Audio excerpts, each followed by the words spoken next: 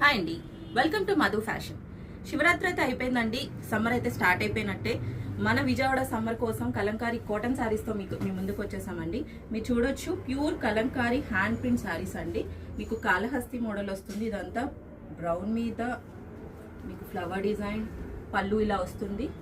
శారీ అంతా ఇట్లా వస్తుంది. శారీ అంతా ఇలా వస్తుంది.